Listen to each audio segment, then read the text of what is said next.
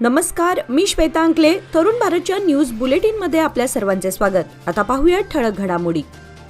पुणे बेंगळूर राष्ट्रीय महामार्गावर तवंदी घाटात रस्ते देखभाल औताडे कंपनीच्या वाहनातील डिझेल चोरी करणाऱ्या 4 जणांच्या सराईत टोळीने भरारी पथकाला रात्री चकवा दिला. दरम्यान पथकाने टोळीकडील कार, चाकू, कोयता व मोबाईल ताब्यात घेऊन संकेश्वर पोलिसांच्या स्वाधीन केले. सुमारे अर्धा तास रस्ते देखभाल कंपनीच्या भरारी पथकासह कर्मचाऱ्यांनी टोळीचा पाठलाग केला. मात्र सराईत चोर अंधाराचा फायदा घेऊन पळून जाण्यात यशस्वी ठरले. 2 दुचाकींची धडक होऊन झालेल्या अपघातात दोघे गंभीर जखमी झाले. दिलीप दत्तात्रय काशीदकर वय 54 राहणार पट्टणकुडी व महादेव रावसाहेब गंधगुडे वय 50 राहणार वाळकी तालुका चिकोडी अशी जखमींची नावे आहेत. हा अपघात शनिवारी रात्री 8च्या सुमारास झाला. घटनेची नोंद बसवेश्वर चौक पोलिसात झाली आहे. जखमींना सरकारी महात्मा गांधी रुग्णालयात दाखल करण्यात आले. दिलीप यांची प्रकृती गंभीर बनल्यानं त्यांना पुढील उपचारासाठी कोल्हापूर येथील सरकारी रुग्णालयात हलवण्यात आलं असून महादेव यांच्यावर निपाणी येथे उपचार सुरू आहेत. घटनास्थळी बसवेश्वर चौक पोलिसांनी पाहणी केली.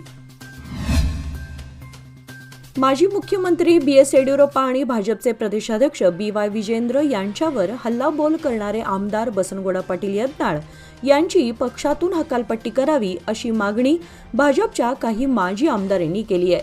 याला प्रत्युत्तर देताना यत्नाळ म्हणाले की माझ्यावर कारवाई करण्याची पावले उचलण्यास माझी हरकत नाही. मी जे काही बोललो ते योग्यच आहे. माजी मुख्यमंत्री येडियुरप्पा यांच्यावर भ्रष्टाचार आरोप केला नसून राज्यातील हितासाठी व वक्फ बोर्डवर भाष्य केलं आहे. पण येडियुरप्पा यांनी दिल्लीत माझ्या विरुद्ध तक्रार केली आहे. त्यामुळे माझा लढा कोणाच्याही कुटुंबाशी नसून पक्षाच्या भवितव्यासाठी असल्याचं त्यांनी स्पष्ट केलं.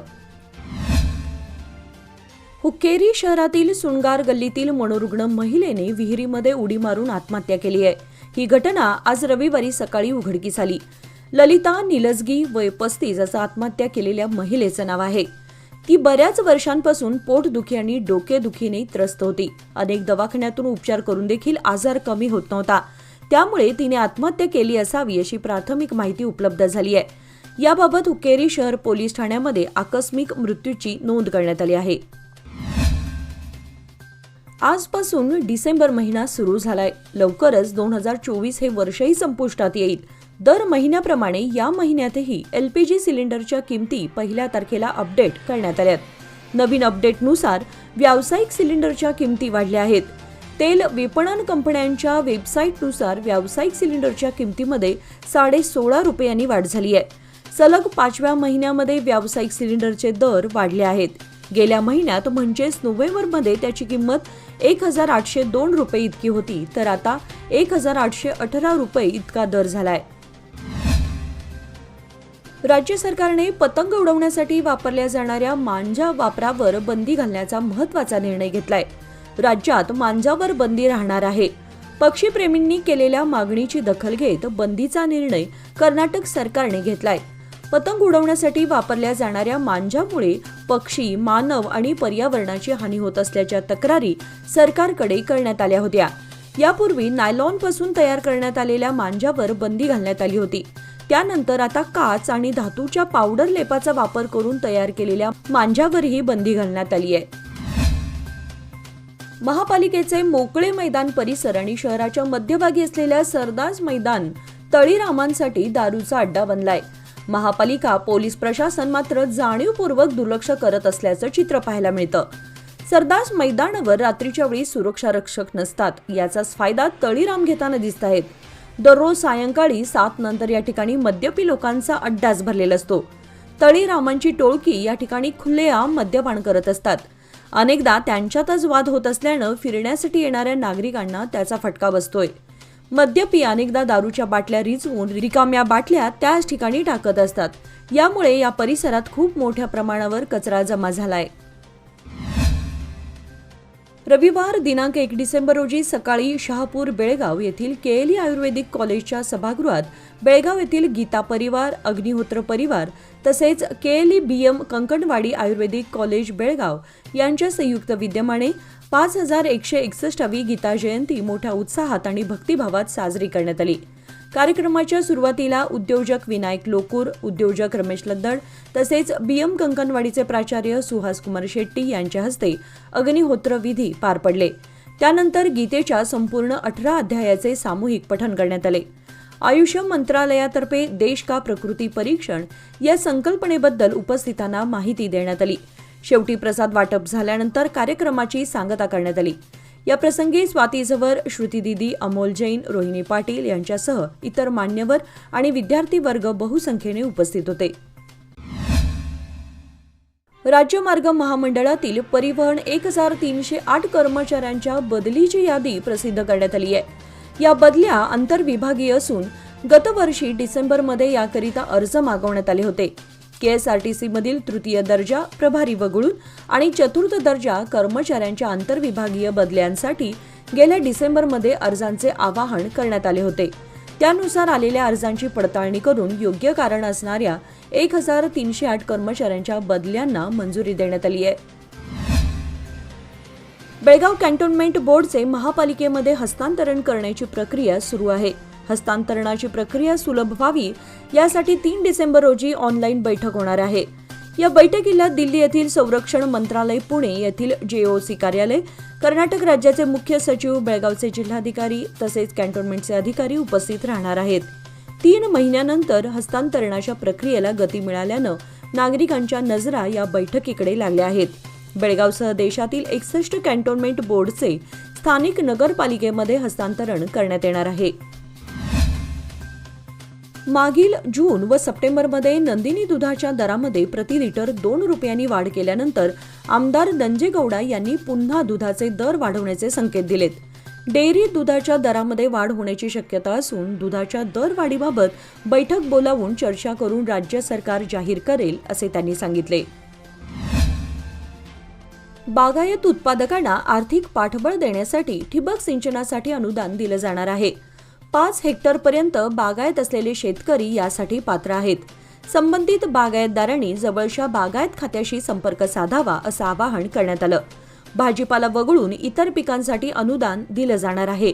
प्रधानमंत्री कृषी सिंचन योजनेअंतर्गत बागायती करणाऱ्या शेतकऱ्यांना हे उपलब्ध होणार आहे। अलीकडे ठिबक सिंचनचा वापर वाढलाय। 2024-25 या वर्षात ठिबक सिंचनसाठी अनुदान योजना राबवली आहे। जांभूळ, पेरू, केळी, आंबा, काजू, चिंच, द्राक्षे आदी बागायती आहेत। त्याचबरोबर गुलाब, मोगरा, सूर्यफूल, झेंडू आदी फुलशेतीही आहे। अशांना ही ठिबक सिंचन योजना आधार ठरणार आहे। ठिबक सिंचन पद्धतीमुळे 50% पाण्याची बचत होऊन झाडांची जोमाने वाढ होते। कमी पाण्यामध्ये अधिक उत्पादन घेता येते।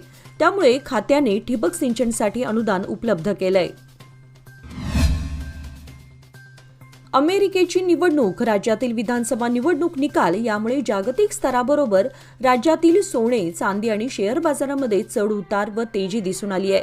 या मावळत्या वर्षी शेअर बाजारामध्ये नवीन 10 कंपन्यांचे IPO बाजारात येणार आहेत। यामुळे गुंतवणूकदारांचा कल काय असणार हे लवकरच स्पष्ट होईल। सोने चांदीचा दर जागतिक बुलियनकडून काढला जात असतो। जागतिक उलाढाल, युद्धाचे वातावरण, डॉलरचा वाढलेला दर याचबरोबर अमेरिकेची निवडणूक याचा परिणाम सराफ बाजारावर झाला होता। ऑक्टोबर 30च्या शेवटच्या दिवशी सोने 10 ग्रॅम 82,000 तर चांदी किलोला 1,01,000 झालं होतं। सोने 85,000 तर चांदी 1.25 लाख रुपयांपर्यंत जाण्याची शक्यता सराफ बाजारामध्ये बोललं जात आहे। बेळगाव विमानतळाचे उपसंचालक प्रतापराव देसाई यांनी 36 वर्षांच्या प्रदीर्घ सेवेनंतर सेवानिवृत्ती घेतली आहे। त्यांनी एअरपोर्ट अथॉरिटी ऑफ इंडियामध्ये आपल्या कारकिर्दीत महत्त्वपूर्ण योगदान दिलं आहे।